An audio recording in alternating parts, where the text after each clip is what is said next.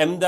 de guanyar Sant Vicenç dels Horts, i hem de guanyar a tot arreu, però a Sant Vicenç dels Horts en particular, i això depèn de vosaltres, i depèn dels vostres vots, i depèn de l'entusiasme amb el qual parleu amb la gent, i no pot ser que cap dels nostres vots es perdi pel camí, ni que es dispersi cap vot, perquè els necessitem tots, perquè aquells que estem a la presó, imaginem si necessitem aquests vots. Per tant, sobretot,